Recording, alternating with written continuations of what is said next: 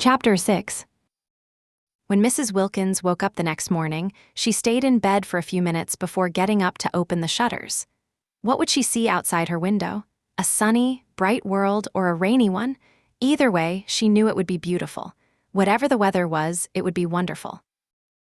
She was in a small bedroom with plain white walls, a stone floor, and just a few pieces of old furniture. There were two black-enameled iron beds, decorated with painted bunches of bright flowers. She lay there, delaying the exciting moment of looking out the window, just like someone delays opening a special letter to enjoy the anticipation. She had no idea what time it was. She had forgotten to wind her watch ever since she last went to bed in Hampstead, which felt like centuries ago. The house was completely quiet, so she figured it must be very early, though she felt like she had slept for ages. She was completely rested and perfectly content. She lay with her arms wrapped around her head, thinking about how happy she was, a delighted smile on her face. Being in bed by herself was absolutely wonderful. She hadn't slept in a bed without Mellersh for 5 whole years. The cool, spacious feel of it, the freedom to move around, the sheer thrill of pulling the blankets whenever she wanted, or adjusting the pillows to be more comfortable. It felt like discovering a completely new kind of joy. Mrs. Wilkins wanted to get up and open the shutters, but staying in bed was just so delicious. She sighed with contentment and kept lying there, looking around her room. It was her own little room, hers to arrange exactly how she liked for this one blessed month. It was a room paid for with her own savings, the result of her careful budgeting and sacrifices. She could lock the door if she wanted to, and no one had the right to enter. It was a strange little room, very different from any she had lived in before and so sweet. It felt like a monk's cell, but a happy one except for having 2 beds.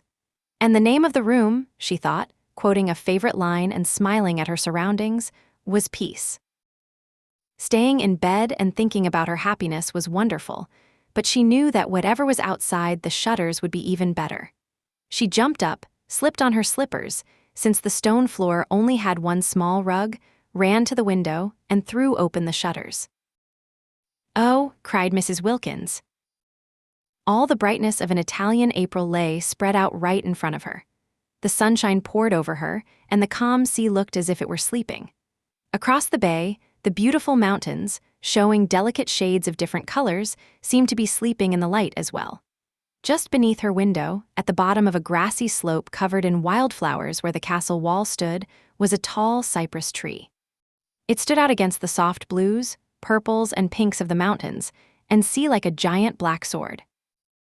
She stared, there was so much beauty, and she was actually there to see it, alive to feel it. The sunlight bathed her face.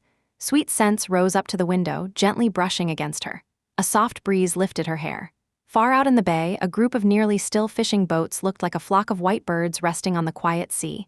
It was incredibly beautiful. She was so grateful she hadn't died before seeing, breathing, and feeling this. She stared with her mouth slightly open. Was she happy? Happy was such a plain, ordinary word. How could she describe this feeling? It felt as if she couldn't contain herself, as if she were too small to hold so much joy, and as if she were completely bathed in light. It was amazing to feel such pure bliss when she wasn't doing, and didn't plan to do, a single unselfish thing or anything she didn't want to do. According to everyone she had ever met, she should at least feel a little guilty. But she didn't feel guilty at all. Something seemed backward. It was strange that at home she had been so good, so incredibly good, yet had only felt miserable. There, she had dealt with all kinds of painful feelings, hurts, and disappointments, even though she was always being unselfish. Now she had taken off her goodness and left it behind like a pile of wet clothes in the rain, and she felt only joy. She was free of her past goodness, and she was happy to be free. She felt completely stripped of it and was celebrating. Meanwhile, back in the gloomy, damp air of Hampstead, Mellersh was probably being angry. She tried to picture Mellersh having breakfast and thinking bitter thoughts about her. But as she tried, Mellersh's image began to shimmer, turning into pink, then soft violet, then a beautiful blue, before losing its shape and turning into glowing colors. After trembling for a moment, Mellersh completely dissolved into the light. Well, Mrs. Wilkins thought, staring at where his image had been. It was strange that she couldn't picture Mellersh when she used to know every detail of his face and expression by heart. She simply couldn't see him as he normally looked. She could only see him blending into the beauty and harmony of her surroundings. The familiar words of the church's Thanksgiving prayer came naturally to her mind. She found herself thanking God out loud for creating her, keeping her safe, and giving her all the blessings of life, especially his great love. Meanwhile, at that exact moment, Mellersh was angrily pulling on his boots to go out into the rainy streets, thinking very bitter things about her. She began to dress, choosing clean white clothes to suit the summery day, unpacking her bags, and tidying up her lovely room. She moved around quickly and with purpose, standing up straight, her small face, which had been wrinkled with stress and worry at home, now completely relaxed. Everything she had been and done before this morning, all her feelings and worries had vanished. Each of her worries behaved just like Mellersh's image, dissolving into color and light. She even noticed things she hadn't paid attention to in years. While brushing her hair in front of the mirror, she looked at it and thought, wow, what pretty hair. For years she had barely thought about it, braiding it at night and unbraiding it in the morning as quickly and carelessly as she tied her shoes. Now she actually saw it, wrapping it around her fingers in front of the mirror, glad that it was so nice. Mellersh must not have noticed it either, since he had never said anything about it. Well, when she got back home, she would make sure he noticed. Mellersh, she would say, "Look at my hair. Aren't you glad you have a wife with hair like curly honey?" She laughed. She had never said anything like that to Mellersh, and the thought of it made her smile. But why hadn't she? Oh, right, she used to be afraid of him. It seemed silly now to be afraid of anyone, especially your own husband, whom you saw at his most vulnerable moments, like when he was fast asleep and snoring. Once she was ready, she opened her door to check if Rose, who had been placed in the room opposite hers by a sleepy maid the night before, was awake. She would say good morning to her, then run down to spend some time by the cypress tree before breakfast. After breakfast, she wouldn't even look out the window until she had helped Rose prepare everything for Lady Caroline and Mrs. Fisher. There was a lot to do that day with unpacking and arranging the rooms, and she didn't want to leave Rose to do it all by herself. They would make everything beautiful for the other two women, preparing lovely, flower-filled rooms for them. She remembered that she hadn't wanted Lady Caroline to come. Imagine wanting to keep someone out of paradise just because she thought she would feel shy around her. As if it even mattered, and as if Lady Caroline would be shy anyway. Besides, it was a silly reason. She certainly couldn't call herself good for thinking that.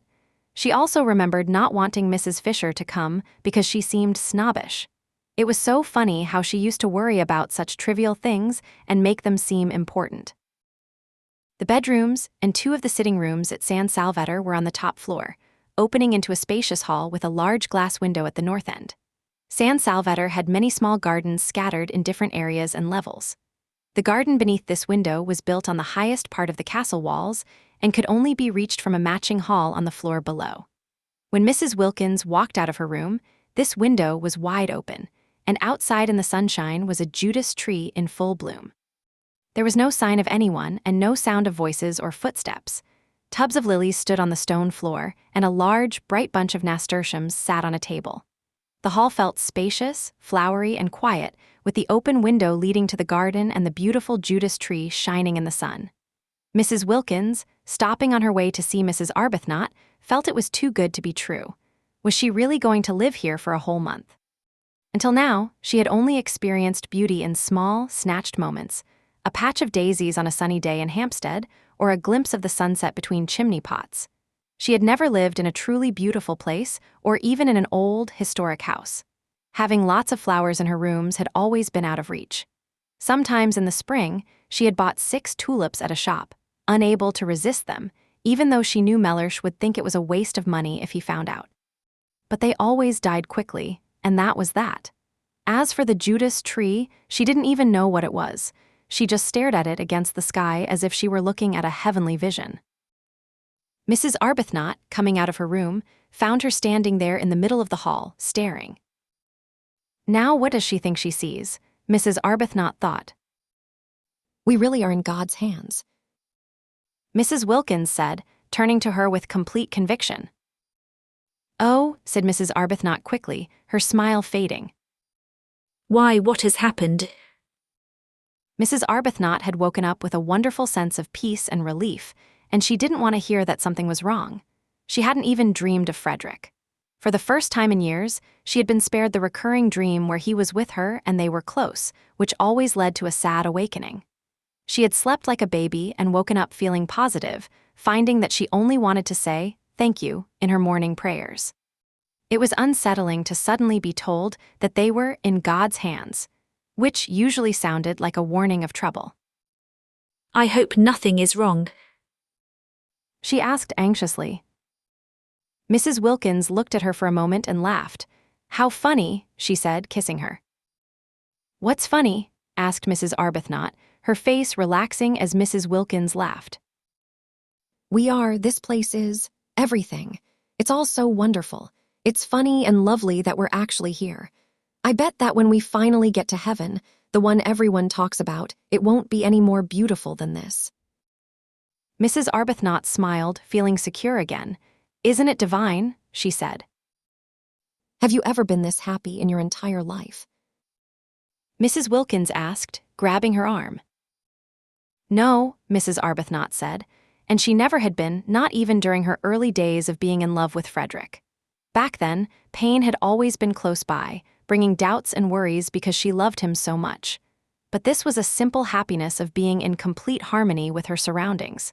It was the kind of happiness that asks for nothing, but just enjoys the moment, breathes, and exists. "Let's go take a closer look at that tree," Mrs. Wilkins said. "I can't believe it's just a tree." Arm in arm, they walked down the hall, their faces looking so youthful and excited that their husbands wouldn't have recognized them. They stood together at the open window. After admiring the beautiful pink tree, their eyes wandered over the garden, and they saw Lady Caroline sitting on the low wall at the eastern edge, looking out over the bay with her feet resting among the lilies. They were surprised. They stood completely still, arm in arm, staring down at her in silence. She was also wearing a white dress, and her head was bare. Back in London, when her hat had been pulled down to her nose and her coat furs were up to her ears, they had no idea she was so pretty. They had simply thought she looked different from the other women at the club. The other members and the waitresses had noticed it too, glancing back at her as they walked past her corner. But they hadn't realized how stunning she was. She was extremely pretty, with very distinct features. Her blonde hair was very bright, her beautiful gray eyes were striking, her dark eyelashes were very dark, her skin was pale and clear, and her lips were very red. She was incredibly slender, but still had a graceful shape under her thin dress. She looked out across the bay, her silhouette clear against the blue sky.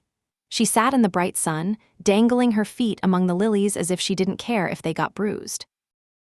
She's going to get a headache sitting out in the sun like that. Mrs. Arbuthnot whispered. "She needs a hat." Mrs. Wilkins whispered. She's stepping on the lilies. "Well, they belong to her as much as to us." Only a quarter of them. Lady Caroline turned her head. She looked up at them, surprised to see that they looked much younger and nicer than they had at the club. In fact, they were actually quite pleasant-looking, though they were wearing outdated clothes. Her eyes quickly sized them up in a fraction of a second before she smiled, waved, and called out, "Good morning." She saw immediately that there was nothing interesting about their outfits. She wasn't thinking this consciously, as she was currently sick of high fashion and the effort it required.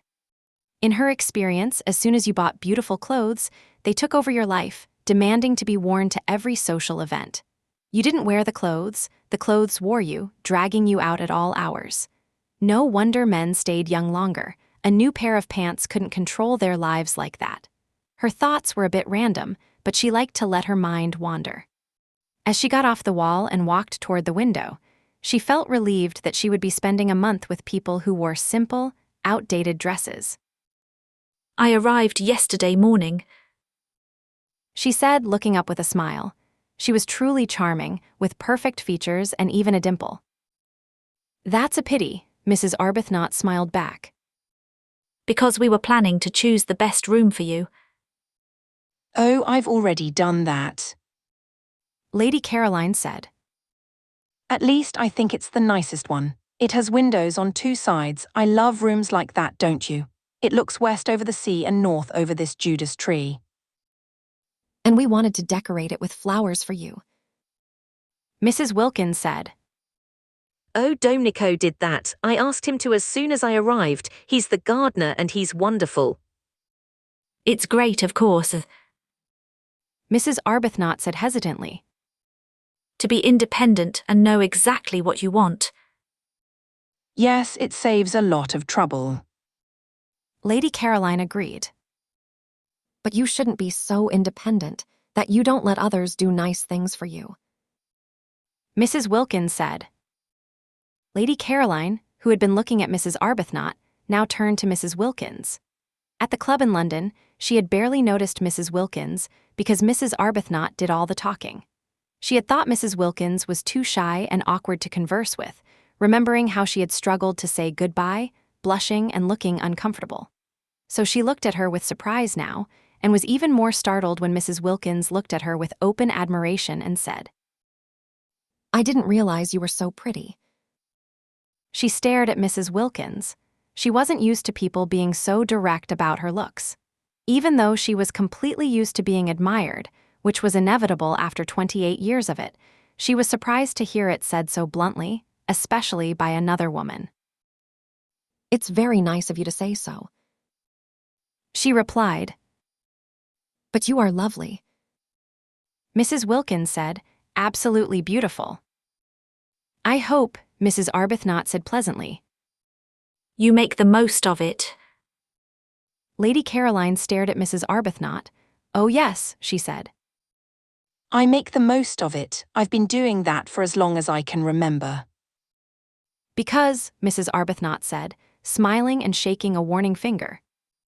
It won't last forever. Lady Caroline began to worry that these two women were eccentric characters. If so, she would be bored. Nothing annoyed her more than people who tried too hard to be unique and kept her talking.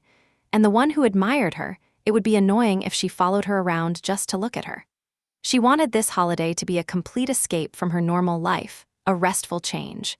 Being admired and followed around was just more of the same, not a contrast. Finding herself trapped with two eccentric people in a medieval castle on a steep hill, designed specifically to keep people in or out, didn't sound very relaxing. Maybe she should be a bit more distant. They had seemed so timid at the club, even the dark-haired one, whose name she couldn't remember, that she had thought it was safe to be friendly. But here, they had already come out of their shells. Neither of them seemed shy now. If they were this bold right away, they would soon start crowding her unless she set some boundaries. That would ruin her dream of 30 quiet, restful days, relaxing in the sun, recovering, and not being bothered, talked to, or hovered over by anyone. She just wanted to recover from the exhaustion of her hectic social life. Besides, there was Mrs. Fisher. She had to keep her at a distance too. Lady Caroline had left 2 days early for 2 reasons. First, she wanted to arrive before the others to choose her favorite room, and second, she wanted to avoid traveling with Mrs. Fisher. She had no desire to travel or arrive with her, and saw no reason why she should have to spend any time with her at all. Unfortunately, Mrs. Fisher had the exact same idea of arriving early to claim the best room, so she and Lady Caroline ended up traveling together anyway. They suspected it at Calais, feared it in Paris, knew it at Modene, and ignored it at Mazego, taking 2 separate carriages to Castagneto, with one carriage driving right behind the other the entire way. But when the road ended at the church steps, they couldn't avoid each other anymore. Faced with this difficult final climb, they had no choice but to team up. Because of Mrs. Fisher's walking stick, Lady Caroline had to handle everything. Mrs. Fisher explained from her carriage that she wanted to help, but her stick made it impossible. The drivers told Lady Caroline that they would need local boys to carry the luggage up to the castle, so she went to find some while Mrs. Fisher waited in the carriage. Mrs. Fisher could speak Italian, but only the classical Italian of Dante, which she had studied as a girl with the famous writer Matthew Arnold. She figured this would be too formal for the local boys, so Lady Caroline, who spoke normal Italian well, had to take charge. I'm in your hands, Mrs. Fisher said, sitting firmly in her carriage. Please just think of me as an old woman with a walking stick. And so, walking down the stone steps to the square, along the waterfront, and up the winding path, Lady Caroline was forced to walk as slowly with Mrs. Fisher as if she were her own grandmother. It's my stick, Mrs. Fisher remarked calmly every now and then. Whenever they rested on the benches along the path, Lady Caroline wanted to run ahead, but she had to stay with Mrs. Fisher to be polite. During these breaks, Mrs. Fisher told her about the time she walked up a similar path with the famous poet Tennyson. Isn't his cricket playing great? Lady Caroline asked absently. The Tennyson, Mrs. Fisher said, looking at her over her glasses. Isn't he? Lady Caroline replied. I am talking, Mrs. Fisher said, about Alfred. Oh, Lady Caroline said. And it was a path very much like this one. Mrs. Fisher continued strictly. No eucalyptus trees, of course, but otherwise very similar. At one of the turns he stopped and said to me, I can still picture him saying it. Yes, Mrs. Fisher would need to be kept at a distance, and so would the two women at the window. She should start setting boundaries right away. She regretted getting down from the wall. She should have just waved and waited for them to come down to the garden. So she ignored Mrs. Arbuthnot's warning finger and said with attempted coldness that they probably wanted to get breakfast and that she had already eaten. But unfortunately for her, no matter how coldly she spoke, her voice always sounded warm and pleasant. This was due to the natural shape of her throat and mouth and had nothing to do with her actual mood. As a result, no one ever realized they were being snubbed.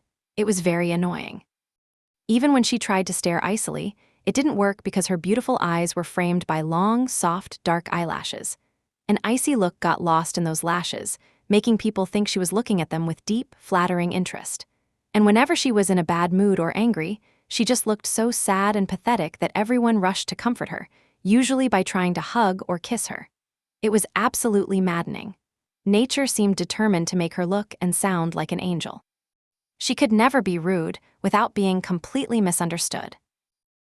I had breakfast in my rooms, she said, trying her best to sound brief. I'll probably see you later.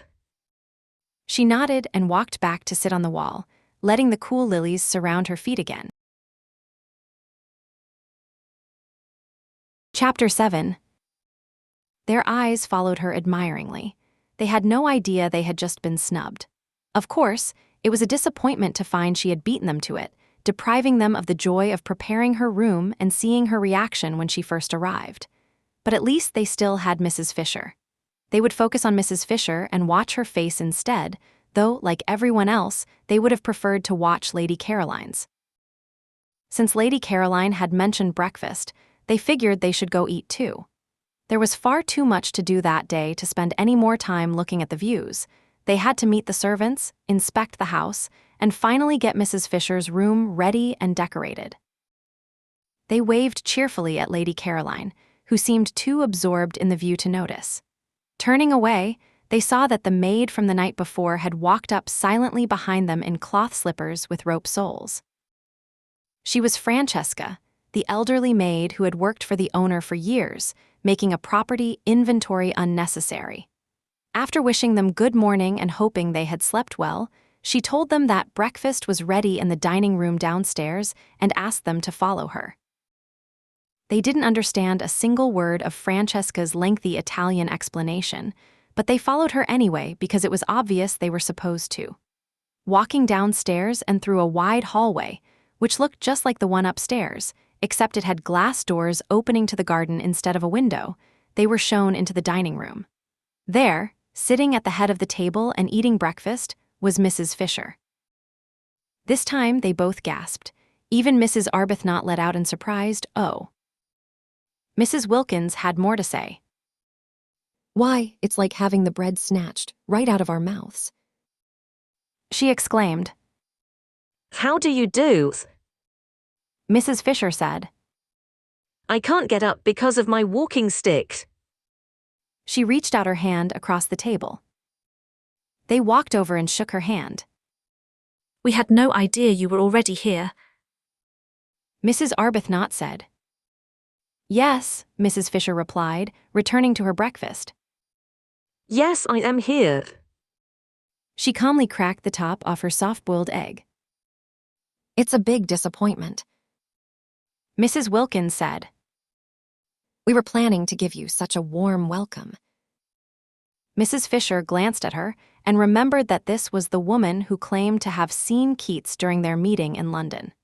She decided she had to be careful with her and set boundaries right from the start. Ignoring Mrs. Wilkins, she looked down calmly at her egg and said seriously, Yes, I arrived yesterday with Lady Caroline. It's really too bad. Mrs. Wilkins said, completely ignoring the snub. Now there's no one left for us to prepare for. I feel disappointed, like someone took away my food just as I was about to enjoy eating it.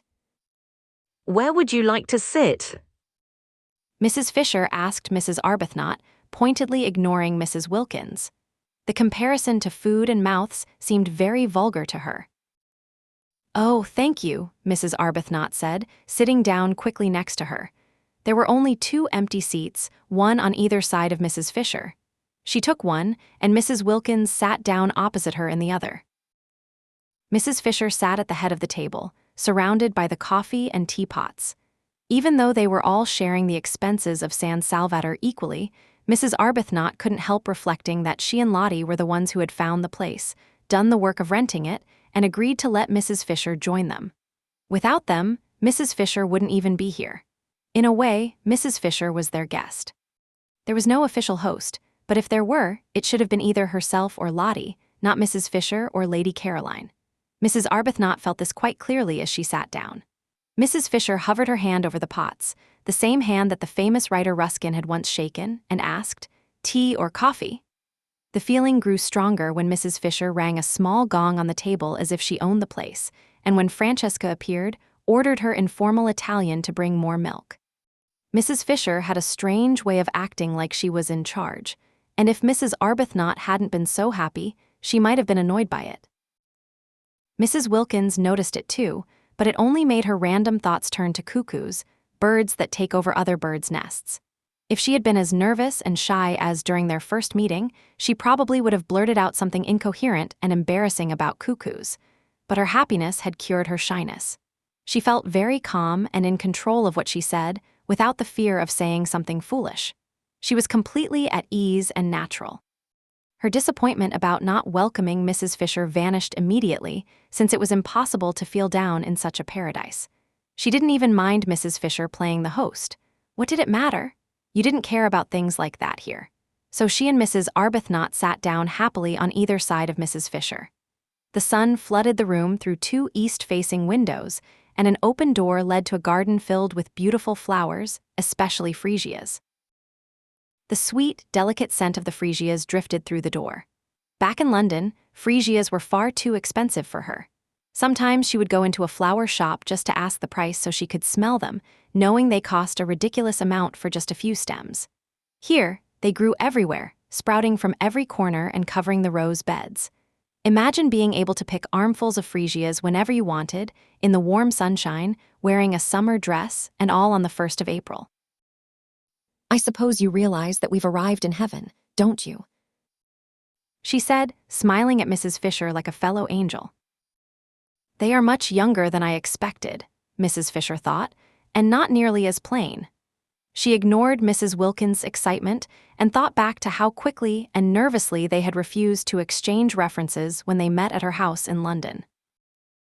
Of course, nothing anyone did could affect Mrs. Fisher's solid respectability. She had the backing of the 3 famous names she had offered as references and many others she could call on. Even if these young women turned out to be unreliable eccentrics, and she had no proof that the girl in the garden was actually Lady Caroline de Stir, she had only been told she was, why should she care? Let them do what they wanted. Being 65 had its advantages. Besides, it was only for 4 weeks, after which she would never see them again. In the meantime, there were plenty of quiet places where she could sit away from them and reminisce.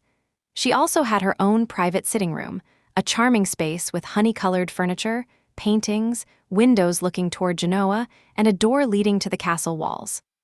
The house had 2 sitting rooms, and she had explained to Lady Caroline, who was indeed very pretty, and whom the poet Tennyson would have loved to take for walks on the hills, that she needed the honey-colored room all to herself because of her walking stick.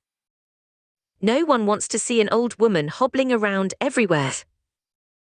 She had said. I'll be perfectly happy spending most of my time alone in here or sitting out on the terrace. She had a very nice bedroom, too. It had windows facing both the morning sun over the bay and the garden. She and Lady Caroline had discovered that these were the only 2 bedrooms with double views, and they were by far the most spacious. Each had 2 beds, so they immediately had the extra beds moved into the other rooms to make more space. Lady Caroline had turned her room into a bed-sitting room by moving in a sofa, a desk, and a comfortable chair. Mrs. Fisher didn't need to do that since she had her own sitting room. Lady Caroline had initially thought of taking the main living room for herself, suggesting that the other 2 women could use the dining room between meals since it was very pleasant. But she hadn't liked the shape of the main living room. It was a dark, round room in the tower with narrow windows in the thick walls and a ceiling shaped like an open umbrella. Lady Caroline had clearly wanted the honey-colored sitting room instead and would have taken it if Mrs. Fisher hadn't stood her ground. That would have been ridiculous. I hope your room is comfortable. Mrs. Arbuthnot said, trying to politely remind Mrs. Fisher that she wasn't the hostess. It is, Mrs. Fisher said. Would you like more coffee? No, thank you, would you? No, thank you. There were 2 beds in my room which crowded it, so I had one removed. It's much more convenient now. Oh, that's why there are 2 beds in my room. Mrs. Wilkins exclaimed, suddenly understanding. The second bed in her tiny room had seemed out of place from the start. I didn't care where it went. Mrs. Fisher said to Mrs. Arbuthnot. I just asked Francesca to take it out. I have 2 in my room as well. Mrs. Arbuthnot said. Your second one must be Lady Caroline's. She had hers removed too. Mrs. Fisher said. It seems silly to have extra beds in a room when only one person is sleeping there. But we don't have husbands here either. Mrs. Wilkins said. And I don't see the point of extra beds if there are no husbands to put in them. Can't we have ours taken away too? Beds, Mrs. Fisher said coldly.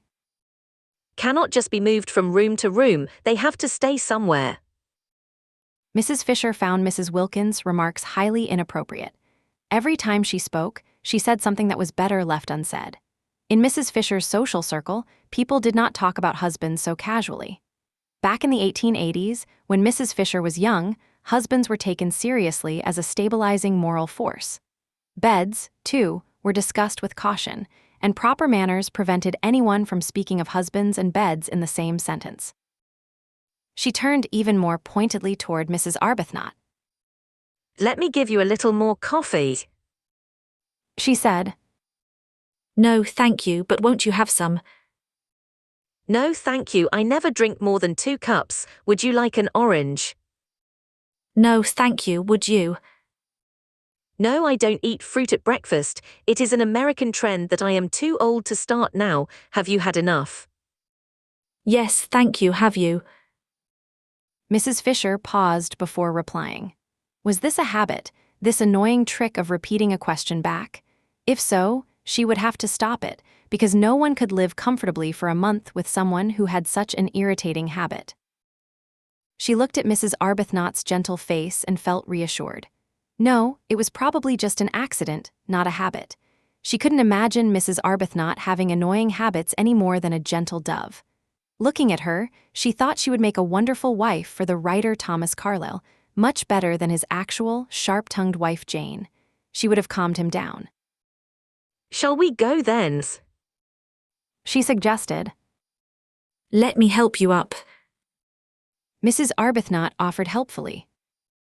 Oh, thank you, but I can manage. My stick only gets in the way sometimes. Mrs. Fisher got up easily, and Mrs. Arbuthnot's help wasn't needed after all. I'm going to have one of these beautiful oranges. Mrs. Wilkins said, staying at the table and reaching for the fruit bowl. Rose, how can you resist them? Look, take this one. It's a beauty. She held out a large orange. No, I need to go tend to my chores.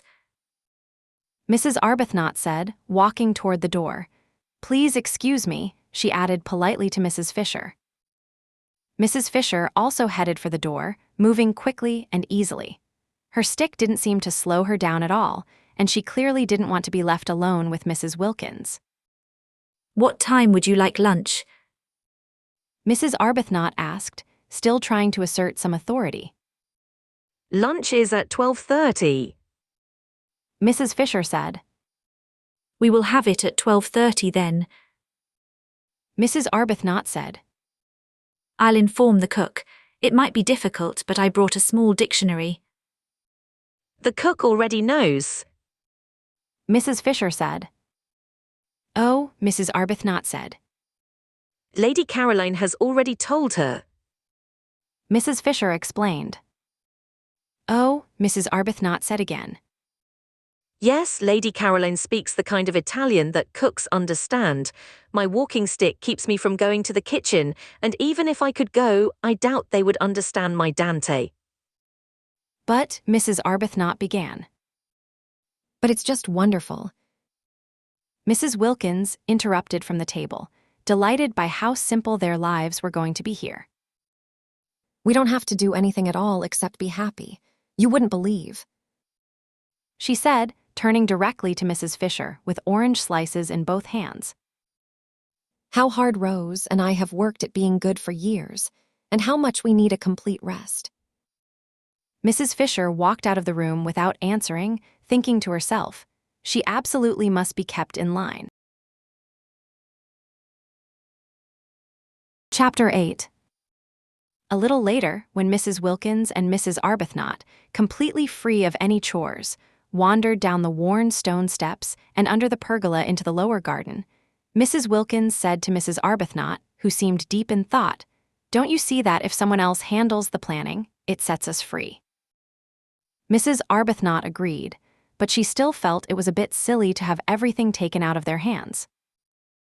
I love having things taken out of my hands. Mrs. Wilkins said. But we found San Salvatore. Mrs. Arbuthnot said. So it's a bit annoying that Mrs. Fisher is acting like it belongs only to her. What's really silly is caring about it. Mrs. Wilkins said calmly. I don't see any point in being in charge if it costs you your freedom. Mrs. Arbuthnot didn't reply for two reasons. First, she was amazed by how calm and sensible the usually disorganized and hyper Lottie was becoming. Second, the view in front of her was absolutely breathtaking. All along the stone steps, purple periwinkles were in full bloom, and Mrs. Arbuthnot could now see what had brushed against her wet face the night before. It was wisteria and sunshine. She remembered the ad. Here they were both everywhere. The wisteria was overflowing with life and flowers. Where the pergola ended, the sun shone brightly on bushes of red geraniums, mounds of nasturtiums, burning orange marigolds, and red and pink snapdragons, all competing in brilliant colors. The ground sloped down in terraces toward the sea, with each terrace acting as a small orchard. Olive trees grew alongside vines on trellises, fig trees, peach trees, and cherry trees. The cherry and peach trees were blooming, creating lovely clouds of white and deep pink among the delicate gray-green olives. The fig leaves were just beginning to smell like figs, and the grapevines were starting to bud. Beneath the trees grew clusters of blue and purple irises, lavender bushes, and prickly cacti. The grass was covered with dandelions, daisies, and wild onions, and at the very bottom was the blue sea. Colors seemed splashed everywhere without any plan, like rivers of paint. The periwinkles looked as if they were pouring down the sides of the steps. Flowers that were kept in neat, exclusive borders in England, like irises and lavender, grew right alongside common weeds like dandelions and daisies, looking even happier and healthier for it. They stood in silence, looking at this beautiful, happy mess. No, it really didn't matter what Mrs. Fisher did. Not in a place as beautiful as this. Mrs. Arbuthnot's annoyance completely vanished. In the warmth and light of this place, which felt to her like a glimpse of a gentler, new side of God, how could anyone remain upset? If only Frederick were here with her, seeing it the way he would have when they were first in love, back when they shared the same thoughts and loved the same things. She sighed. You shouldn't sigh in heaven. Mrs. Wilkins said. People don't do that here. I was just thinking how much you want to share this with the people you love. Mrs. Arbuthnot said. You shouldn't long for anything in heaven. Mrs. Wilkins said. You're supposed to be completely satisfied. And this is heaven, isn't it, Rose? Look how everything is allowed in together. The weeds and the fancy flowers, the ordinary and the elite, me and Mrs. Fisher. Everyone is welcome, all mixed up, and everyone is happy and enjoying themselves. Mrs. Fisher doesn't seem happy, at least not outwardly. Mrs. Arbuthnot smiled. She will start soon, you'll see. Mrs. Arbuthnot said she didn't think people changed or started new things after a certain age. Mrs. Wilkins insisted that no one, no matter how old and stubborn, could resist such perfect beauty. In a few days, maybe even hours, they would see Mrs. Fisher open up. I'm sure we're in heaven. Mrs. Wilkins said. And once Mrs. Fisher realizes that, she will have to change. You'll see. She will stop being so stiff and rigid and she'll soften up. We might even end up liking her. The idea of Mrs. Fisher softening up when she seemed so tightly locked in her ways made Mrs. Arbuthnot laugh. She forgave Lottie's casual talk about heaven because on a morning like this, forgiveness was in the air. Besides, they had every reason to feel that way. Lady Caroline, still sitting on the wall where they had left her before breakfast, looked down when she heard laughter. Seeing them on the path below, she felt relieved that they were laughing down there instead of right next to her. She disliked jokes in general, but she hated them in the morning, especially when they were loud and close by. She hoped the two eccentrics were leaving for a walk rather than coming back. They were laughing louder now. What on earth could they find so funny? She stared down at the tops of their heads with a very serious expression, worried about spending a month with people who laughed so much. As if they felt her stare, they suddenly turned and looked up. Their constant friendliness was exhausting. She tried to ignore their smiles and waves, but she couldn't move back without falling into the lilies. She didn't smile or wave back. Instead, she stared at the distant mountains until the two women, tired of waving, walked away around the corner and disappeared. This time, they both noticed that they had been ignored. If we weren't in heaven, Mrs. Wilkins said calmly, I'd say we were snubbed. But since no one snubs anyone in heaven, that couldn't have been a snub. Maybe she's unhappy, Mrs. Arbuthnot suggested. Whatever is wrong, she'll get over it here. Mrs. Wilkins said confidently. We should try to help her. Mrs. Arbuthnot said. Oh, but no one needs help in heaven. That's all in the past. You don't have to try to do anything. You just exist. Mrs. Arbuthnot decided not to argue about that today. Her vicar back home would have called Lottie's talk disrespectful or even blasphemous. From here, the vicar seemed so distant and old. They left the path and climbed down the olive terraces, going lower and lower until they reached the warm, calm sea lapping gently against the rocks. A pine tree grew close to the water, and they sat under its shade. A green-hulled fishing boat floated motionless on the water. The ripples made soft, gurgling sounds at their feet. They squinted against the bright sunlight outside the shade of the tree. The warm scent of pine needles, wild thyme growing between the rocks, and the sweet smell of irises in the sun drifted past them.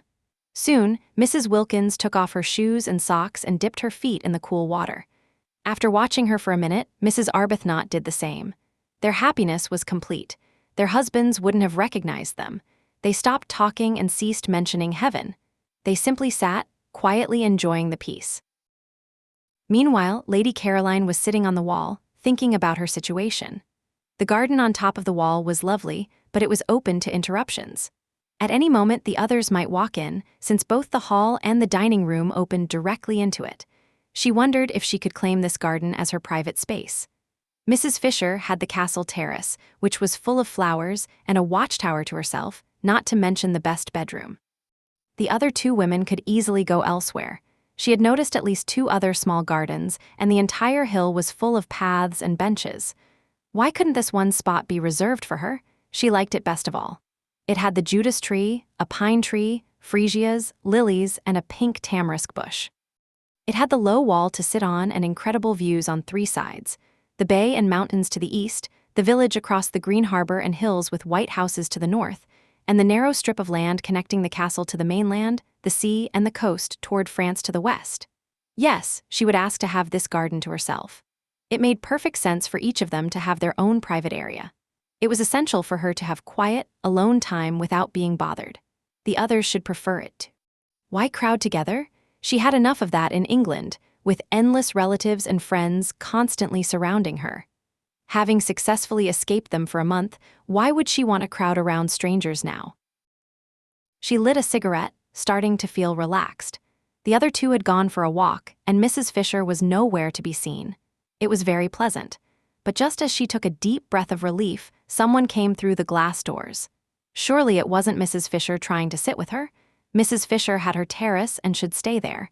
It would be very annoying if she wanted to claim this garden in addition to her private sitting room and terrace. Thankfully, it wasn't Mrs. Fisher, it was the cook. She frowned. Was she going to have to keep planning the meals? Surely one of those two waving women would take over that chore now. The cook had been waiting anxiously in the kitchen, watching the clock tick closer to lunchtime without knowing what to prepare. She had first gone to Mrs. Fisher, who had immediately dismissed her. She then searched the house for anyone who could tell her what to cook, but found no one. Finally, directed by Francesca, who always knew where everyone was, she came out to find Lady Caroline. Domenico had hired this cook. Her name was Costanza, and she was the sister of one of his cousins who ran a restaurant down in the town square. She helped her brother cook when she didn't have other work, and she knew how to make all kinds of rich, traditional Italian dishes that local workmen and Sunday visitors loved. She was a thin, 50-year-old single woman with gray hair, quick movements, and a lot to say. She thought Lady Caroline was the most beautiful person she had ever seen, and so did Domenico, his nephew Giuseppe, Francesca's niece Angela, and Francesca herself. Domenico and Francesca, who were the only ones who had seen the other two ladies, thought they were nice-looking, but compared to the beautiful blonde girl, they were like candles compared to the modern electric lights recently installed in the castle. Lady Caroline scowled at the cook. As usual, her scowl looked more like a look of beautiful, serious thought. Costanza threw up her hands, calling on the saints to witness that this girl looked just like a painting of the Virgin Mary. Lady Caroline crossly asked her what she wanted, but Costanza just tilted her head in delight at the musical sound of her voice. After waiting to see if she would say more, the cook explained that she needed menu orders. She had tried asking the young lady's mother, but without success. "She is not my mother," Lady Caroline said angrily, though her anger sounded like the sweet, sad voice of an orphan. Costanza immediately began offering sympathy, explaining that she also had no mother. Lady Caroline interrupted to inform her briefly that her mother was alive and well in London. Costanza thanked God and the saints that the young lady didn't know the pain of losing a mother. Misfortunes happened quickly enough, she said, and then asked if she had a husband. "No," Lady Caroline said coldly. She hated the topic of husbands even more than morning jokes. Everyone was always trying to push her to get married, her family, her friends, and the newspapers. She could only marry one person, but from the way people talked, especially her suitors, you'd think she could marry a dozen. Her soft, sad-sounding no filled Costanza with sympathy. "Poor little one," Costanza said, actually patting her on the shoulder to encourage her. "Don't worry, there's still time." "For lunch," Lady Caroline said coldly, shocked that she was being patted by the cook when she had traveled all this way to escape such familiarity. "We will have," Costanza interrupted with suggestions, which were all delicious and very expensive. Lady Caroline didn't realize they were costly and agreed to them immediately. They sounded very nice, involving fresh spring vegetables, fruits, lots of butter, cream, and a large number of eggs. Costanza enthusiastically remarked that she preferred cooking for English guests because they knew how to live well, didn't skimp on ingredients, and didn't try to underpay the locals. Realizing she might have been too extravagant, Lady Caroline quickly canceled the cream. Costanza's face fell, since the cream was supposed to come from her cousin's cow. "And maybe no chickens either," Lady Caroline said. Costanza looked even more disappointed, as her brother kept chickens at his restaurant and had several ready for sale. "Also, don't order strawberries until I've talked to the other ladies," Lady Caroline said, remembering it was only the 1st of April and that the ladies from Hampstead might have a tight budget. I'm not the one running things here. Is it the old lady? Costanza asked, her face falling. No, Lady Caroline said. Which of the other two ladies is it? Neither, Lady Caroline replied. Costanza smiled again, figuring the young lady was just joking with her. She said so in a friendly way, looking delighted. I never joke, Lady Caroline said shortly. You had better go, or lunch won't be ready by 12:30. These abrupt words sounded so pleasant to Costanza that she felt complimented. She forgot all about the cream and chickens and walked away smiling and grateful. This will never work, Lady Caroline thought. I didn't come here to manage a house, and I'm not going to. She called Costanza back. Costanza came running, thrilled to hear her name called in that voice. I have ordered lunch and dinner for today, Lady Caroline said with her serious, angelic expression, but from now on, you must go to one of the other ladies for orders. I won't be doing it anymore. The idea of her managing the household was ridiculous. She never did that at home, no one would ever ask her to. It was silly that this chore was being dumped on her just because she could speak Italian. Let the other two ladies do it if Mrs. Fisher refused. Mrs. Fisher was obviously the one meant for it.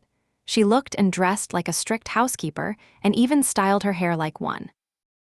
She gave her final warning with a sharpness that sounded sweet anyway, waving her hand to dismiss her in a way that looked like a blessing. It was annoying when Costanza just stood there with her head tilted, looking at her with delight. Oh, go away, Lady Caroline exclaimed in English, suddenly losing her patience. There had been a single fly in her bedroom that morning that had bothered her just like Costanza was doing. It was determined to land on her face, and she was determined to stop it. It woke her up and kept her from sleeping. Whenever she slapped at it, it easily dodged her, and she ended up hitting herself. It kept coming back, landing on her cheek with a loud buzz. She slapped at it again and hurt herself, while it flew away gracefully. She lost her temper, sat up, and tried to swat it with all her strength, treating it like an enemy trying to drive her crazy. But it slipped around her blows effortlessly and returned immediately. It always succeeded in landing on her face, completely unfazed by being shooed away. That was why she had dressed and come out early. She had already told Francesca to put a net over her bed, as she wasn't going to let that happen again. People were just like flies, she thought. She wished there were nets to keep them away too. She tried to swat them away with sharp words and frowns, but they dodged her words just like the fly. Unlike the fly, they didn't even realize she was trying to get rid of them. At least the fly left for a moment. With people, the only way to get rid of them was to leave herself. That was why she had come here in April. But now that she was here, she was finding that she couldn't escape the details of daily life or the people either. Back in London, San Salvatore had seemed like a quiet, empty paradise. But after just 24 hours, she realized it wasn't empty at all, and she was still having to defend her space. Mrs. Fisher had hovered around her almost all of yesterday, and this morning she hadn't had even 10 minutes of peace. Costanza finally had to go cook, but as soon as she left, Domenico arrived. He came to water and tie up plants. That was normal for a gardener, but he kept working right next to her, watering plants that didn't need it and tying up stems that were already straight. At least he was a man, so he was slightly less annoying.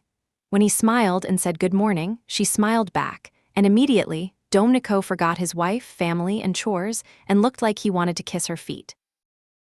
He couldn't do that, of course, but he talked constantly as he worked, gesturing so wildly that he had to set down his watering can, making the chore take even longer. Lady Caroline tolerated it for a while but eventually couldn't stand it.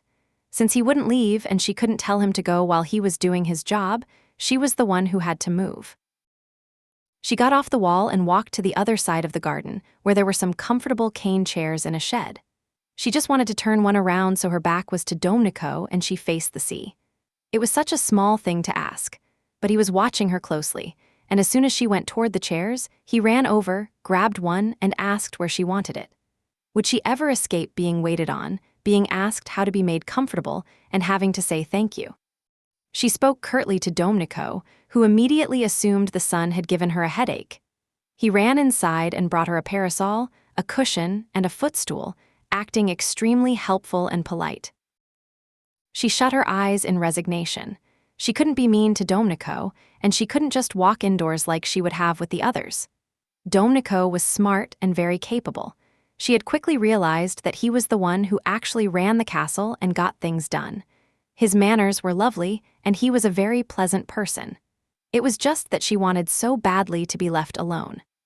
She felt that if she could just have one quiet month to herself, she might actually figure out what she wanted to do with her life. She kept her eyes closed so he would think she was asleep and leave.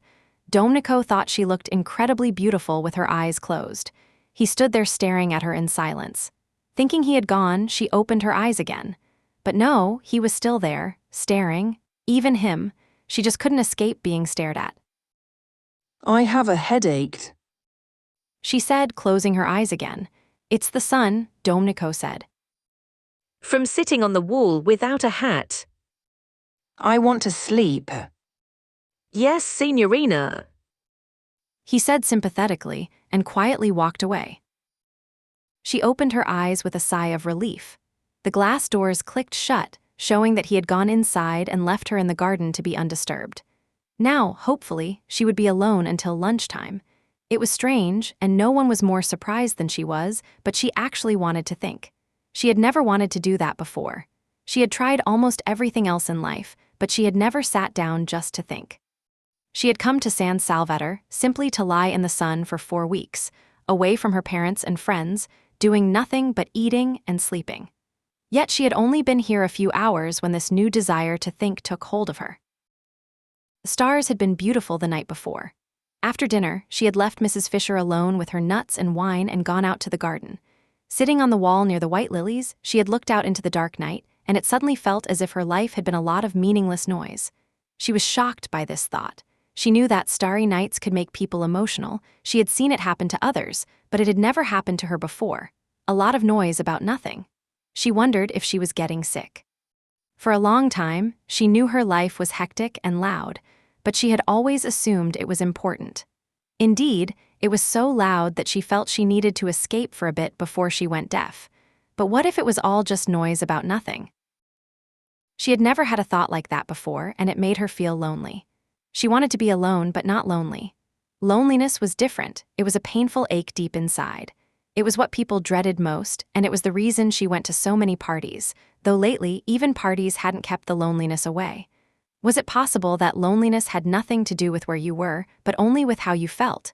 Perhaps, she had thought, she should just go to bed. She must not be feeling well. She went to bed, but in the morning, after escaping the fly, eating breakfast, and coming out to the garden, the feeling returned in broad daylight. Once again, she had the uncomfortable suspicion that her life so far had been loud but empty. If her first 28 years, the best years of her life, had been wasted on meaningless noise, she needed to stop and think about her future. She didn't have many blocks of 28 years left. In another 28 years, she would look like Mrs. Fisher. In 2 more blocks, she turned away from the thought. Her mother would have been very worried if she knew. Her mother adored her, and so did her father. Everyone adored her. When she stubbornly insisted on going to Italy for a month with strangers she found in a newspaper ad, refusing even to bring her personal maid, her friends assumed that poor Scrap, as they called her, was just exhausted and having a nervous breakdown. Her mother had been upset when she left. It was such a strange choice, suggesting she was unhappy. Her mother went along with the breakdown rumor. If she could have seen her beloved Scrap, who was more beautiful than any other daughter, her mother's pride and joy, sitting there staring at the Mediterranean at noon, thinking about her life blocks, she would have been devastated. Going away alone was bad enough. Thinking was even worse. No good could come from a beautiful young woman thinking. It only led to complications, hesitation, and unhappiness. Yet here sat Scrap, thinking very deeply about serious things, the kind of things people didn't normally think about until they were at least 40. Chapter 9.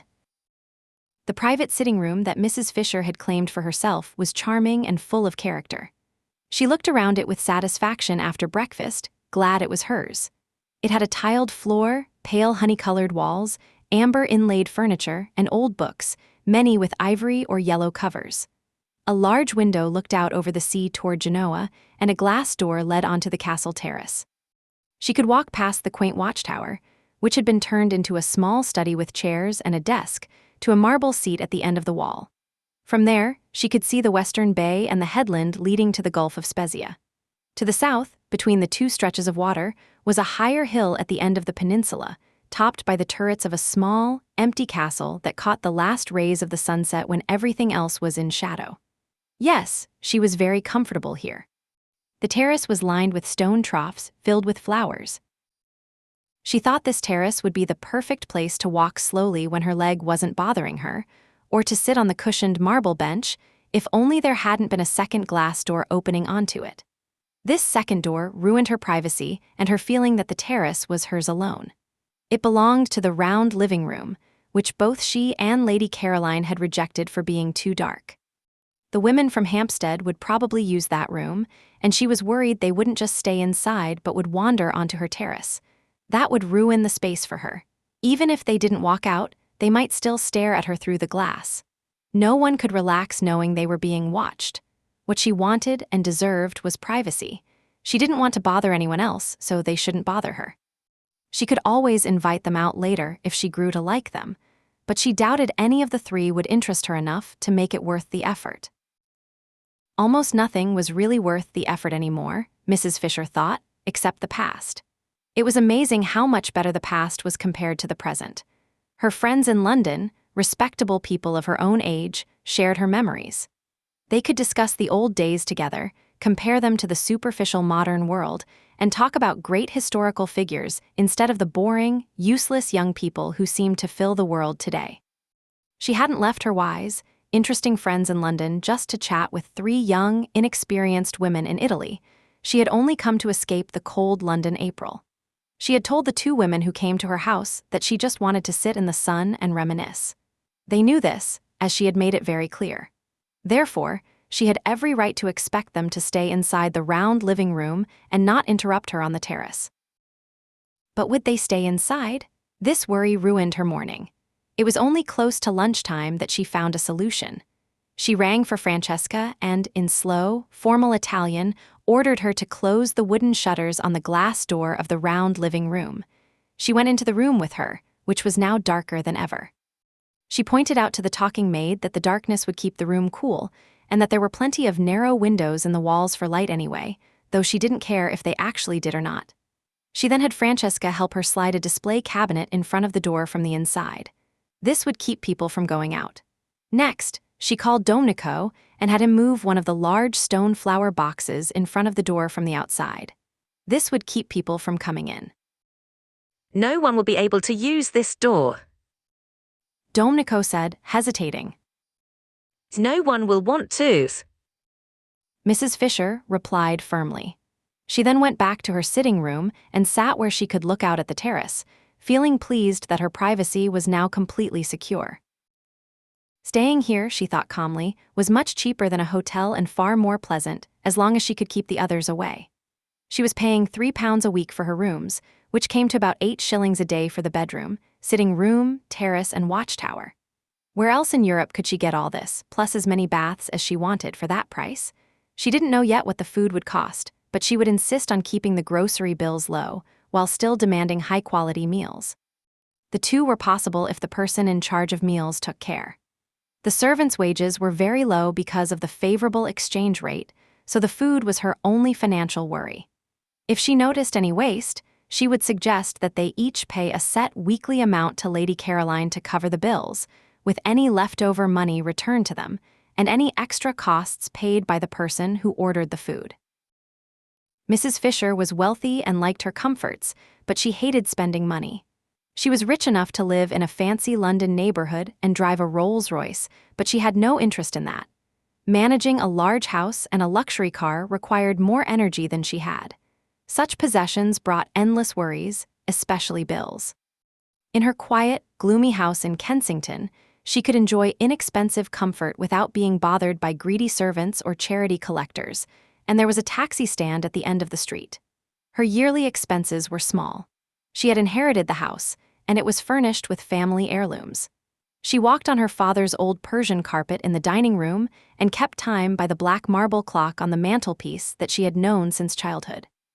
Her walls were covered with signed photos from her famous, deceased friends, and her windows were draped in the same dark red curtains she had always had, alongside the very aquariums she had used for science lessons as a child, where the goldfish of her youth still swam slowly. Were they the same goldfish? She wasn't sure. Maybe they lived a very long time, or perhaps they had quietly died and been replaced over the years. She sometimes wondered during her solitary dinners if they were the same fish that were there when the writer Carlyle had gotten into a heated argument with her father. He had stormed over to the tank, tapped the glass hard, and yelled at the fleeing fish. "Oh, you deaf devils, you lucky deaf devils. You can't hear any of the nonsense your master is talking, can you?" Or something like that. Carlyle had been such a great soul. He was blunt and direct, which could be shocking in a polite living room, but he was magnificent. No one today could compare to him. Her father had always said, "Thomas is immortal." Yet the current generation doubted him, or worse, didn't even bother to read him. Mrs. Fisher didn't read him anymore either, but that was different. She had read him in the past. She remembered a character named Teufelsdröck, a tailor. It was just like Carlyle to use a name like that. Yes, she must have read his work, even if she forgot the details. The dinner gong rang. Lost in her memories, Mrs. Fisher had lost track of time. She hurried to her bedroom to wash her hands and smooth her hair. She didn't want to be late, set a bad example, or find someone else sitting at the head of the table. You couldn't trust the manners of the younger generation, especially Mrs. Wilkins. However, she was the first to arrive in the dining room. Francesca, wearing a white apron, stood ready with a huge dish of hot, steaming pasta, but no one was there to eat it. Mrs. Fisher sat down, looking stern. How disorganized, she thought. "Serve me," she told Francesca, who wanted to wait for the others. Francesca served her. Of all the types of ladies, she liked Mrs. Fisher the least. In fact, she didn't like her at all. She was the only one who hadn't smiled yet. It was true she was old and not pretty, so she had no reason to smile, but nice ladies smiled anyway. They smiled to make others feel welcome. Francesca decided this lady must not be very kind, so she handed her the pasta with a sullen look. It was well cooked, but Mrs. Fisher had never liked pasta, especially this long, slippery kind. She found it hard to eat without looking undignified, as the strands wriggled off her fork and hung from her mouth. It always reminded her of her late husband, Mr. Fisher. During their marriage, he had behaved very much like pasta, slipping, wriggling, and making her feel foolish. Even when she thought she had him under control, there were always parts of his life that didn't fit. Francesca watched Mrs. Fisher's struggle from the sideboard, her expression darkening when she saw Mrs. Fisher take a knife and chop the pasta into small pieces. Mrs. Fisher really didn't know how else to eat it. She knew it was bad manners to use a knife on pasta, but she had lost her patience. She never allowed pasta in her London house. She didn't even like it and decided to tell Lady Caroline not to order it again. She thought it must take years of living in Italy to learn how to eat it properly. The poet Robert Browning had managed it beautifully. She remembered watching him eat it at her father's house. It was amazing to watch, no chasing it around the plate or loose ends hanging out. Just one twist, one lift, one bite, and the poet was fed. "Should I go find the young lady?" Francesca asked, unable to watch the pasta being chopped any longer. Mrs. Fisher snapped out of her memories. She knows lunch is at 12:30. She said, "They all do." "She might be asleep." Francesca said, "The other ladies are far away, but she is nearby." Ring the gong again then. Mrs. Fisher said. What terrible manners, she thought. This wasn't a hotel, and they should show some respect. She was surprised at Mrs. Arbuthnot, who had seemed punctual. Even Lady Caroline had seemed polite. As for Mrs. Wilkins, of course, she expected no manners at all. Francesca fetched the gong and carried it into the garden, banging it loudly as she walked right up to Lady Caroline. Still lying in her chair, Lady Caroline waited until the noise stopped, then turned and spoke in a very sweet voice, though she was actually complaining angrily.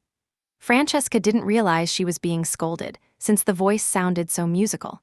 Smiling warmly, as she always did when looking at the beautiful girl, she told her the pasta was getting cold.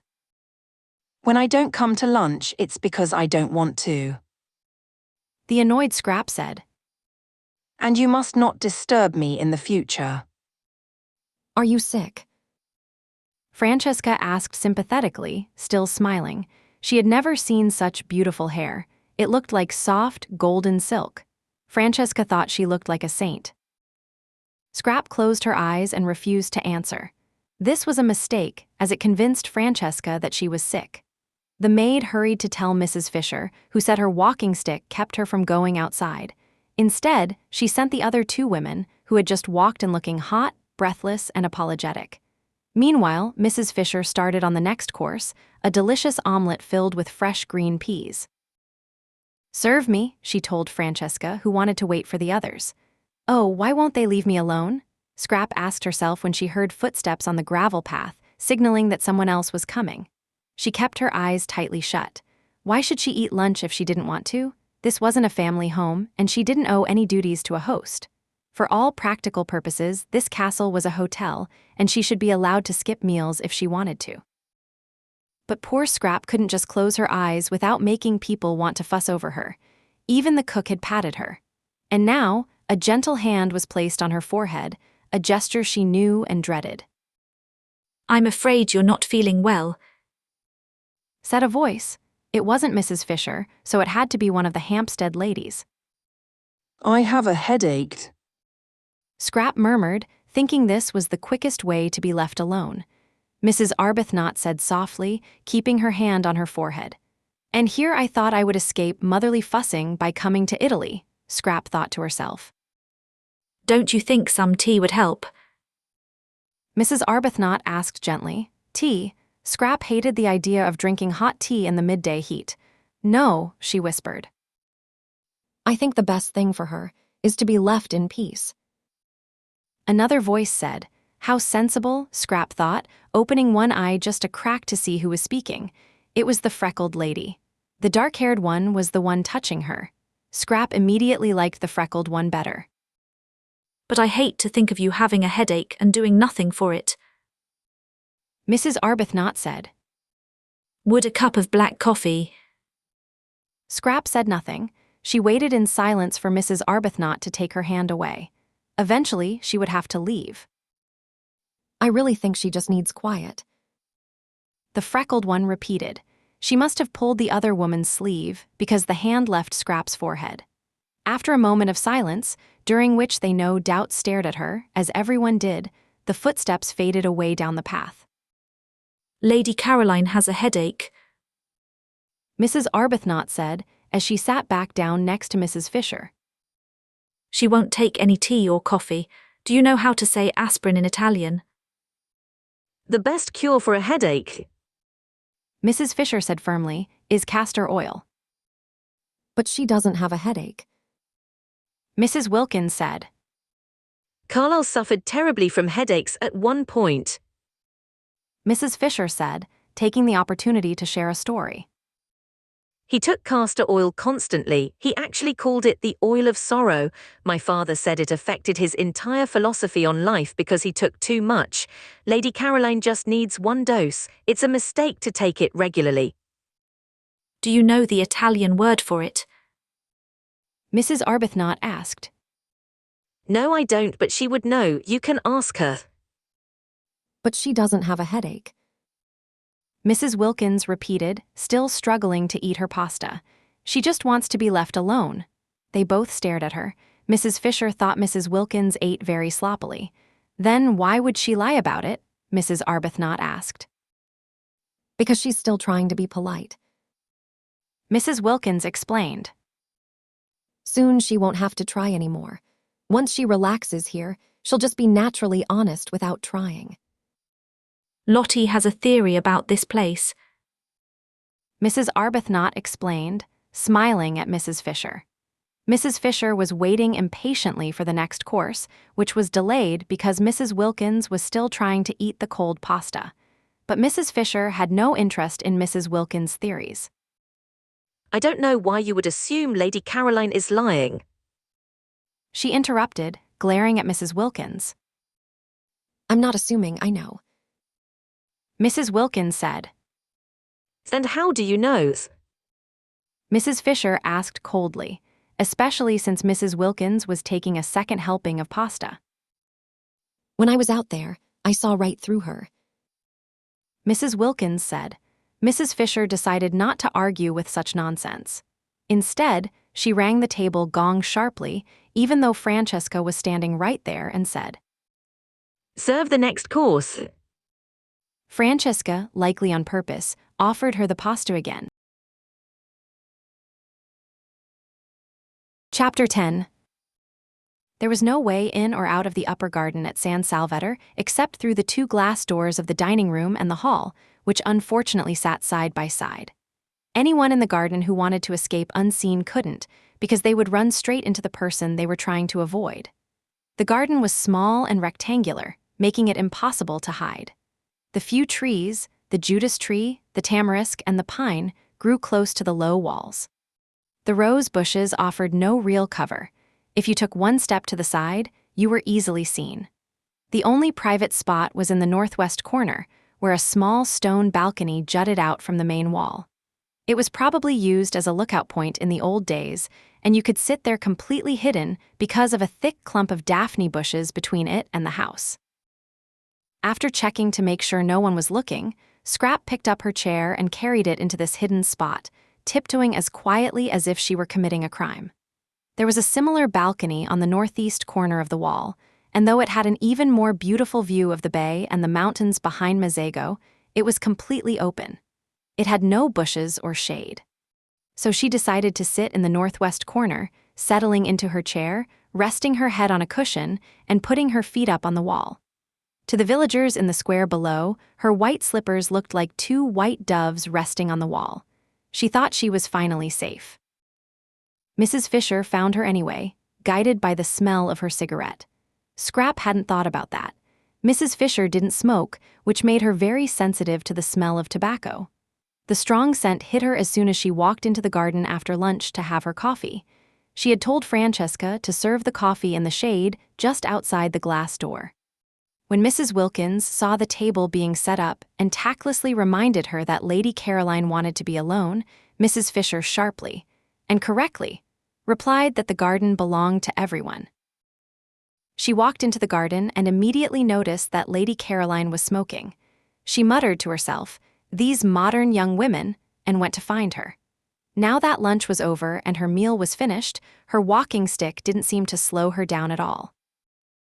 No one entertained her anymore, Mrs. Fisher thought, heading straight for the daphne bushes. The world had grown dull and lost its sense of humor. People still made jokes, of course, but they were different now.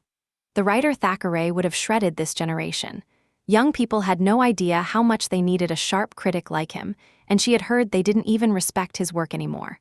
Well, she couldn't force them to understand, but she could at least give Lady Caroline a good dose of advice. "I hear you're not feeling well," she said, standing at the entrance of the balcony and looking down at the still, seemingly asleep Scrap.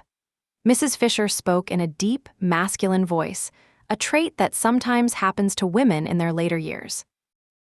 Scrap tried to pretend she was asleep, but if she had been, the cigarette would have fallen from her fingers. She forgot about this detail, but Mrs. Fisher didn't.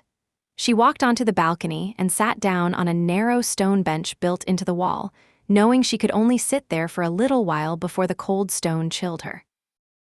She looked at the girl. She was definitely beautiful, the kind of person who would have been popular at the poet Tennyson's home. It was strange how easily even the greatest men were influenced by looks. She had seen Tennyson turn his back on a crowd of important people just to talk at the window with an unknown young woman whose only quality was her beauty.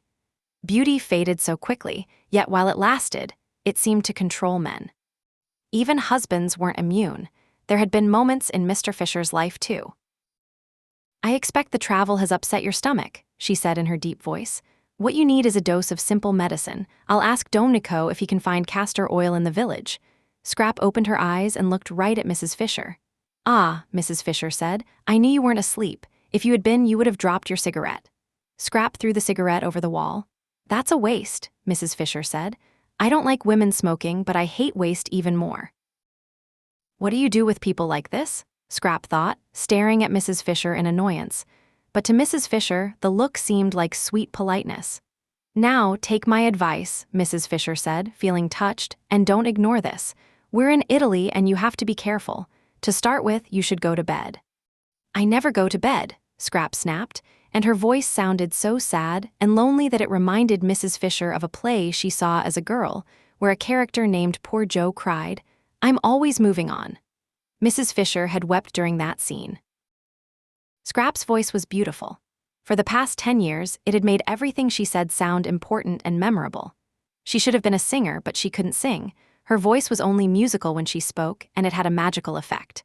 Because she was so beautiful, every man who saw her looked at her with intense interest, and once they heard her voice, they were completely hooked.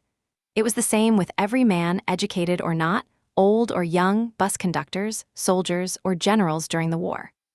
Even priests and bishops were affected. It didn't matter who they were or how happily married they were. Every man fell under her spell the moment they saw and heard her. Scrap was tired of that look. It only caused problems. At first she had enjoyed it, feeling excited and successful. It was pleasant to be adored, listened to, and praised wherever she went, and to have proud parents at home.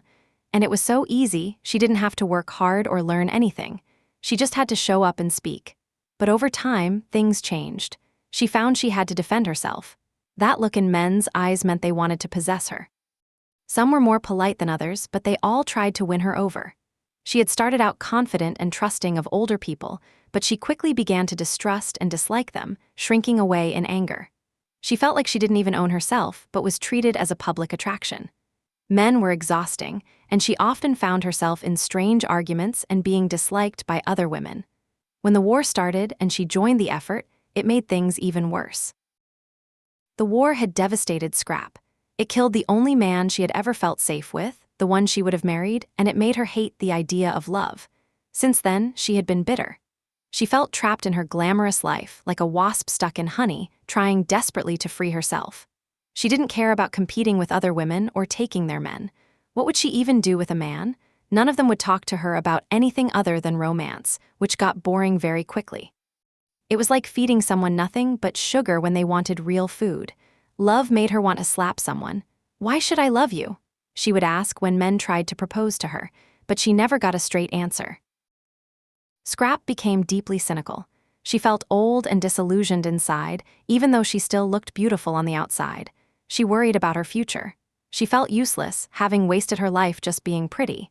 Eventually, she would lose her looks, and then what? The thought terrified her. Even though she was tired of the attention, she was used to it. Becoming ordinary and fading away would be painful. And once she started aging, she would have decades of it. Imagine spending most of your life being old instead of young. It was stupid. Everything was stupid.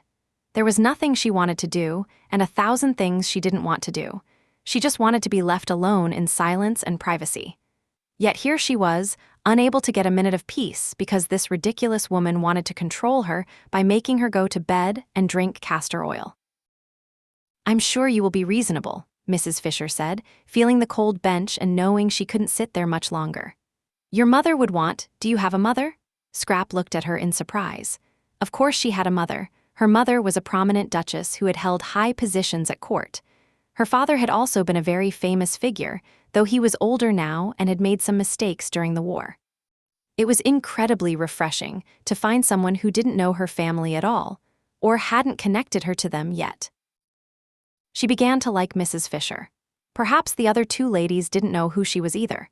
When she first wrote to them and signed her name, de Stur, a family name famous in English history, she assumed they would recognize it.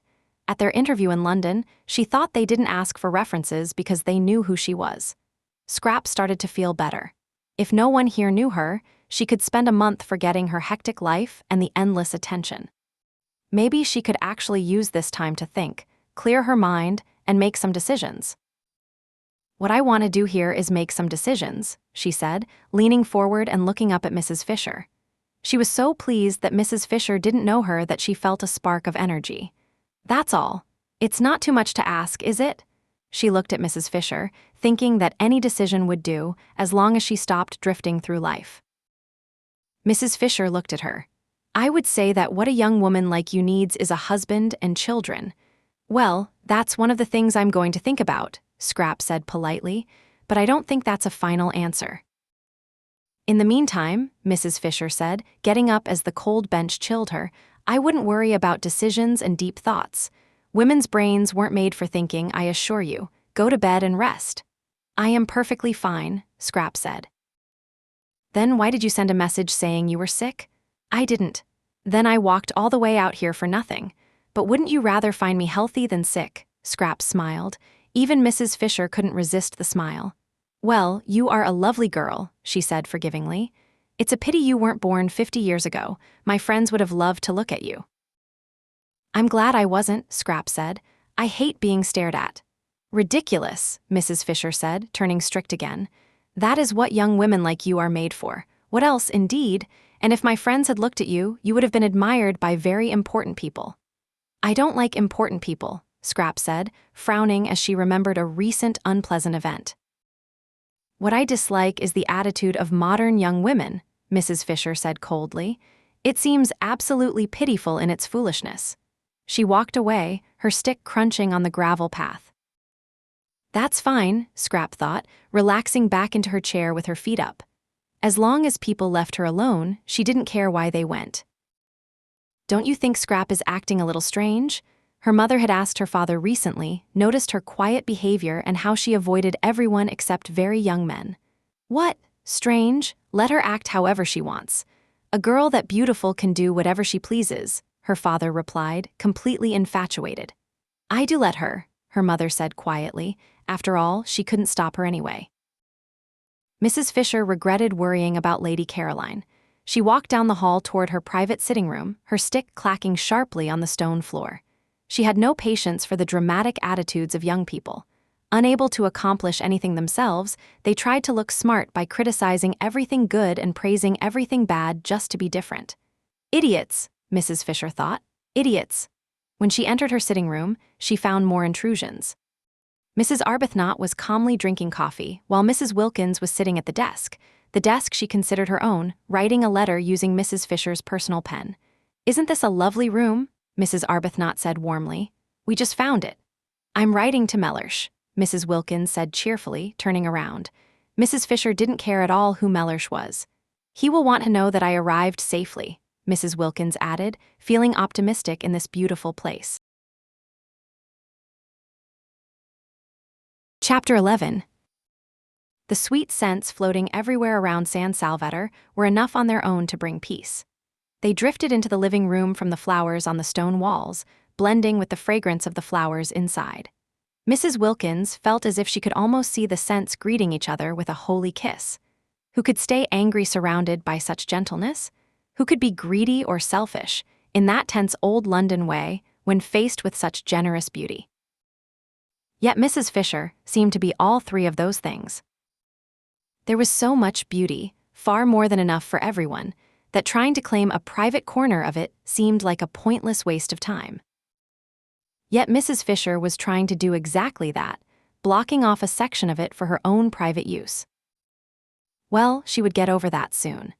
Mrs. Wilkins was sure that after a day or two in this incredibly peaceful atmosphere, she would inevitably change her mind.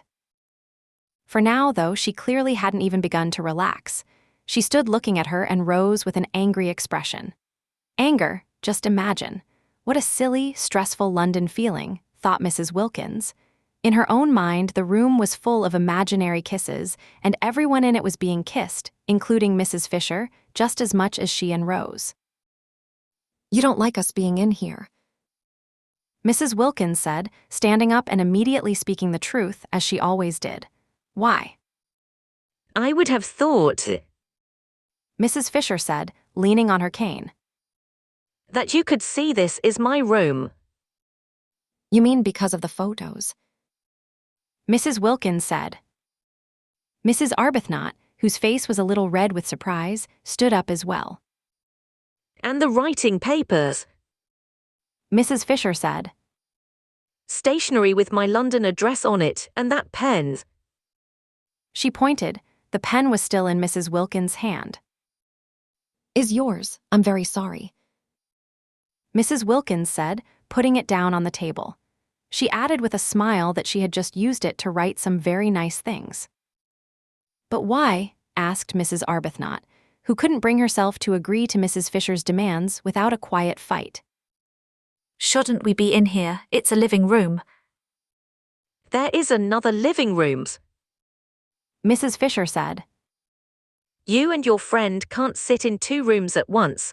Since I have no desire to disturb you in yours, I don't see why you should want to disturb me in mine. But why? Mrs. Arbuthnot started again. It's completely natural, Mrs. Wilkins interrupted, noticing that Rose was looking stubborn.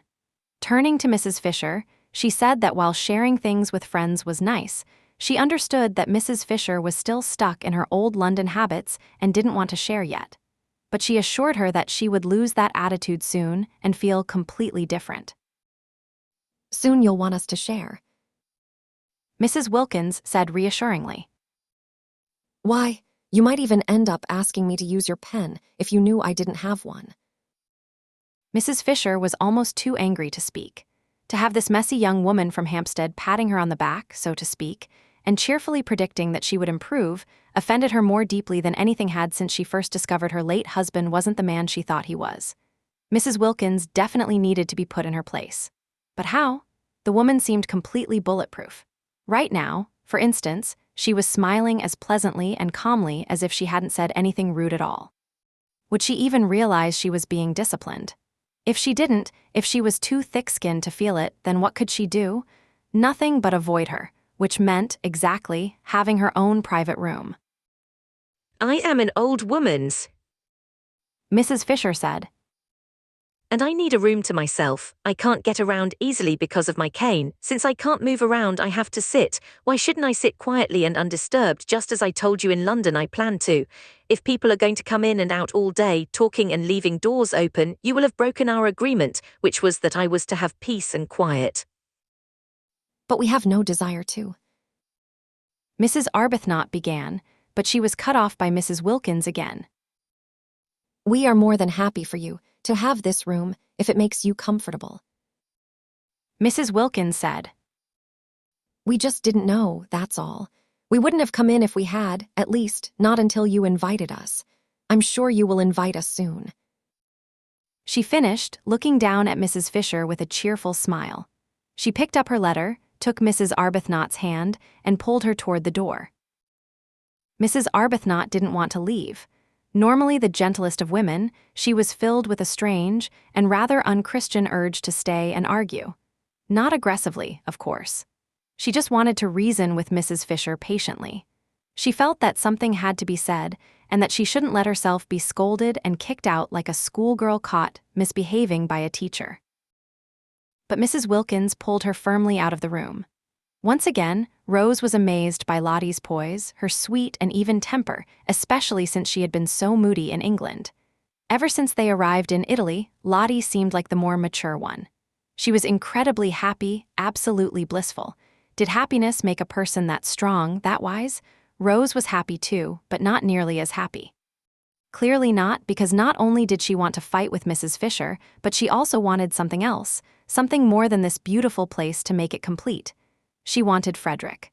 For the first time in her life, she was surrounded by perfect beauty, and her only thought was to show it to him and share it with him. She wanted Frederick. She yearned for him, if only Frederick were here. Poor old lady, Mrs. Wilkins said, gently closing the door on Mrs. Fisher and her small victory. Imagine being like that on a day like this. She is a very rude old woman, Mrs. Arbuthnot said. She'll get over it. I'm just sorry we chose her room to sit in. It's the nicest room by far, Mrs. Arbuthnot said. and it doesn't belong to her.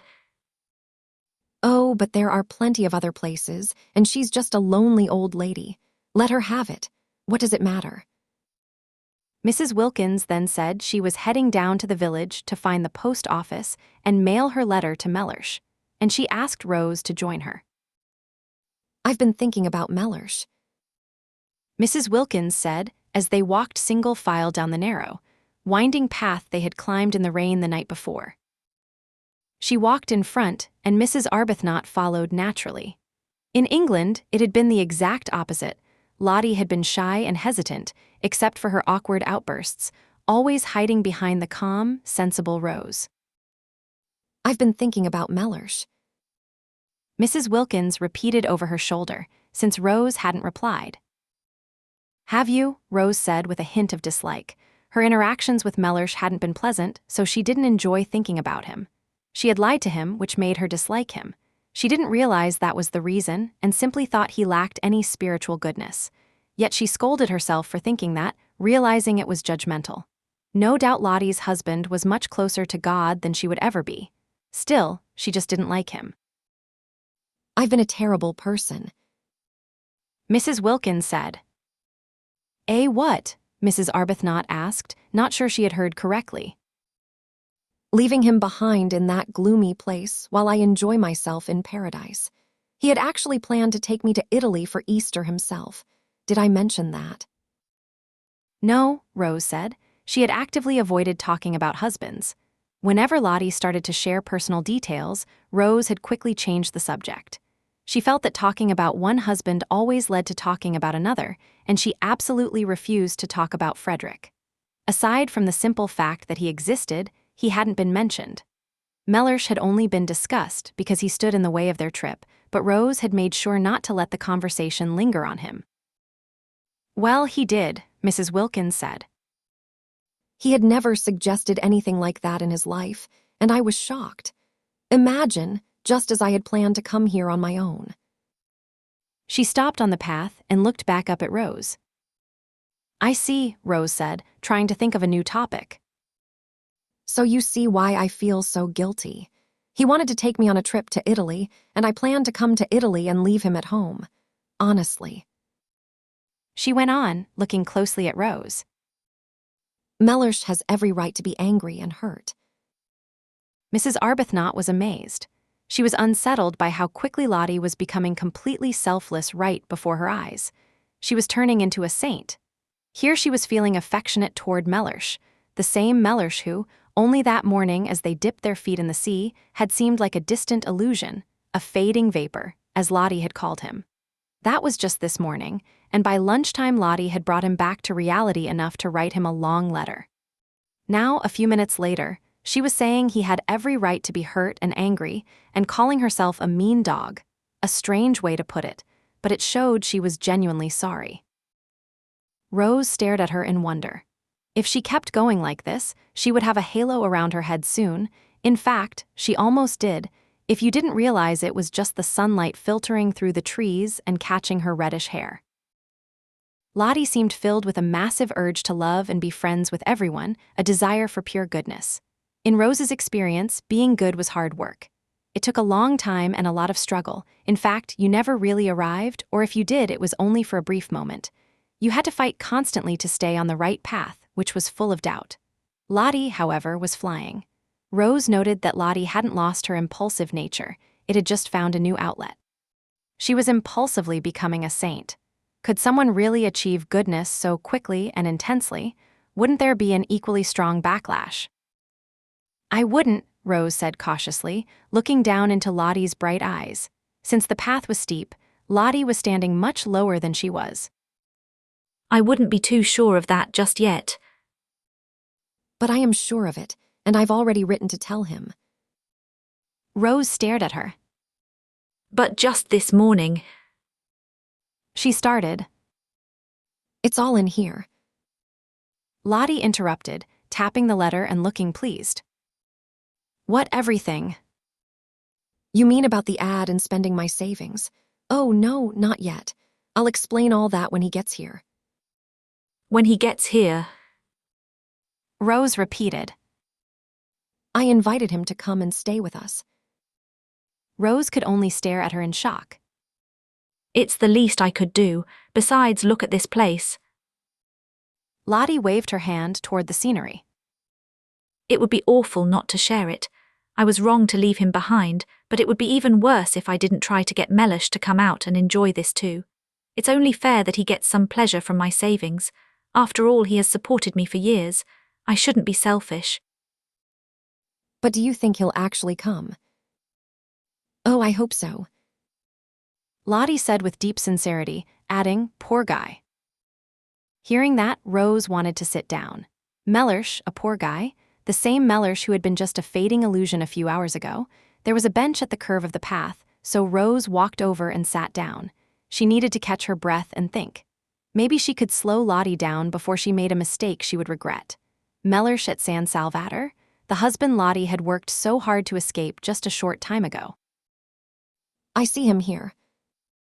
Lottie said, as if reading her mind. Rose looked at her with genuine worry. Every time Lottie confidently said, "I see," it actually happened. That meant Mr. Wilkins would probably be arriving soon. I wish I understood you. Rose said anxiously. Don't try, Lottie said, smiling. But I have to because I care about you. Dear Rose, Lottie said, quickly leaning down to kiss her. You change so fast. Rose said. I can't keep up with you. That's what happened with Freda. She stopped mid-word, looking frightened. The whole point of coming here. She continued quickly, since Lottie didn't seem to notice the slip. Was to get away, wasn't it? Well, we did. And now, after only one day, you want to write to the exact people. She paused. The very people we were escaping. Lottie finished for her. It's true, it seems totally illogical. But I'm so happy and healthy and I feel so good. This place, it just floods me with love. She looked down at Rose, looking wonderfully surprised by her own feelings. Rose was silent for a moment, then she asked. And do you think it will have the same effect on Mr. Wilkins? Lottie laughed. I don't know, she said. But even if it doesn't, there is enough love here to flood 50 Mr. Wilkinses, as you call him. The important thing is to have plenty of love around. Out here, I realize it doesn't matter who is doing the loving as long as someone is. At home, I was selfish, always keeping score. I was obsessed with fairness. As if fairness mattered. As if you can really tell the difference between justice and revenge. Only love actually helps. At home, I refused to love Mellersh unless he loved me back just as much, total equality. Can you believe it? Since he didn't, I didn't either, and our home was so empty and dry, just completely lifeless.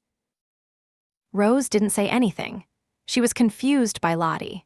One strange effect of San Salvatore on her friend was that she had started using much stronger words than she ever did in Hampstead. Words like beast and dog were not the sort of language she used back home. Even in her speech, Lottie had been set free. But Rose wished with all her heart that she could write to her husband too and tell him to come. The Wilkinses' marriage, even if Mellersh was pompous, and he had seemed very pompous to Rose, was healthier and more normal than her own. Lottie could write to Mellersh and get a reply. Rose couldn't write to Frederick because she knew he wouldn't write back. Or if he did, it would be a rushed note showing how bored he was with a polite thank you. That would be worse than silence. Seeing his handwriting on an envelope addressed to her would break her heart. It would remind her too painfully of the letters from the beginning of their relationship, when he was miserable without her, full of love and longing. To receive a letter that looked just like those old ones, only to open it and read. Dear Rose, thanks for the letter. Glad you're having a good time. Don't rush back. Let me know if you need money. Everything is going great here. Yours, Frederick. No, she couldn't bear that. I don't think I'll go to the village with you today, she said, looking up at Lottie with tears in her eyes. I need to think. All right, Lottie said, immediately walking briskly down the path. But don't think too long. She called back. Write and invite him now. Invite who? Rose asked, startled. Your husband,